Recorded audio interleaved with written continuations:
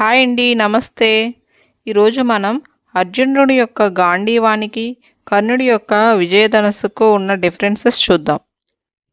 అర్జునుడి యొక్క గాంధీవం అర్జునుడి వద్దకు ఎలా వచ్చిందంటే, మొదట దీన్ని బ్రహ్మదేవుడు తయారు చేశాడు. తర్వాత బ్రహ్మదేవుడు దీన్ని ఇంద్రుడికి ఇచ్చాడు. ఇంద్రుడు శివునికి ఇచ్చాడు. శివుడు చాలా కాలం దీన్ని ఉంచుకొని తర్వాత వరుణదేవుడికి ఇచ్చాడు. వరుణదేవుడు అగ్నిదేవుడికి ఇచ్చాడు.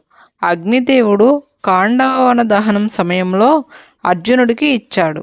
దీనిని అర్జునుడు కురుక్షేత్ర యుద్ధంలో వాడాడు. అర్జునుడు తన గాంధీవాన్ని ప్రయోగించినప్పుడు దేవతలందరూ వచ్చి చూస్తారు. అర్జునుడి యొక్క గాంధీవం దేవతలు, ఋషులు, గంధర్వులు, రాక్షసులు నుండి పూజించబడింది. ఈ గాంధీవం యొక్క ప్రత్యేకత ఏమిటంటే, అది శత్రువులపై దానికదే ప్రయోగించబడుతుంది. అది 1,00,000 మంది శత్రువులనైనా ఎదుర్కోగలుగుతుంది. దానిని ముగ్గురు మాత్రమే ఎక్కుపెట్టగలరు.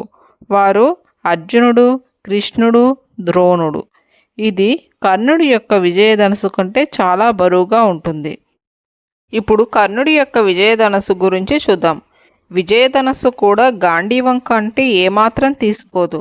దీన్ని బ్రహ్మదేవుడు తయారు చేశాడు. బ్రహ్మదేవుడు తయారు చేసి శివుడికి ఇచ్చాడు. శివుడు దానిని పరశురాముడికి ఇచ్చాడు. పరశురాముడు క్షత్రియులను సంహరించిన తర్వాత తన ప్రియ శిష్యుడైన కర్ణుడికి దాన్ని ఇచ్చాడు. కర్ణుడు కురుక్షేత్ర యుద్ధం సమయంలో దానిని ఉపయోగించాడు. కర్ణుడు అధర్మం వైపు కాకుండా ధర్మం వైపు కని పోరాడి ఉంటే ఆ విజయధనుసు కూడా గాంధీవంలాగే పవర్ఫుల్గా ఉండేదేమో. మీకు గనుక ఈ స్టోరీ నచ్చినట్లయితే లైక్ చేసి, షేర్ చేసి మా ఛానల్ని సబ్స్క్రైబ్ చేయండి.